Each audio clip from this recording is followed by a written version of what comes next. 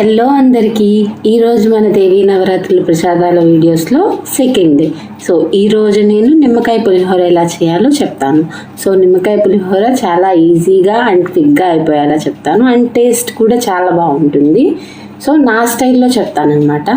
ముందుగా అయితే ఒక 1 గ్లాస్ రైస్ తీసుకొని వాటిని వాష్ చేసి దానికి రెండింతలు అంటే 2 గ్లాసెస్ ఆఫ్ వాటర్ పోసి దాన్ని ఉడికించాల్సి ఉంటుంది.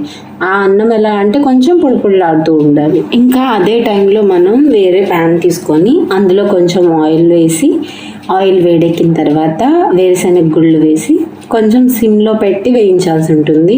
ఆ వేరుశనగ గుళ్ళు ఒక 50% వేగాయి అన్నప్పుడు పచ్చిశనగపప్పు, మినప్పప్పు, ఇంకా ఆవాలు వేసి వేయించాలి. ఆవాలు చిటుపట్లాడిన తర్వాత అల్లం ముక్కలు వేసి వేయించాల్సి ఉంటుంది.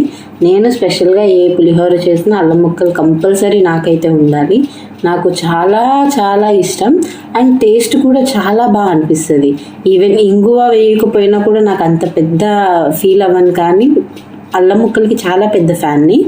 అండ్ ఇలా నాకులా ఈ టేస్ట్ని ఇష్టపడే వాళ్ళు ఉంటే కనుక కామెంట్ చేయండి, అండ్ వీడియో నచ్చితే లైక్ చేయండి. ఈ వీడియో ఎవరికైనా యూజ్ అవుతుంది అంటే కనుక మీ ఫ్రెండ్స్ ఆర్ ఫ్యామిలీ మెంబర్స్కి షేర్ చేయండి. ఇంకా నా ఛానల్ని సబ్స్క్రైబ్ చేసుకోండి. సో అల్లం ముక్కలు వేగాయి అన్నప్పుడు పచ్చిమిర్చి ముక్కలు వేసి వేయించాలి. ఎండుమిర్చి కూడా వేయాలి, కానీ నేను అది మర్చిపోయాను. ఇంకా ఎండుమిర్చి పచ్చిమిర్చి కూడా వేగిన తర్వాత కరివేపాకు, కొంచెం పసుపు వేసి వేయించి పక్కన పెట్టాల్సి ఉంటుంది.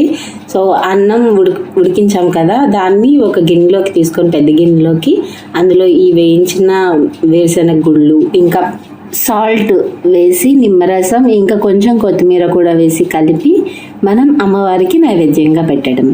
అండ్ ఇక్కడ దాకా చూసినందుకు థ్యాంక్ యూ.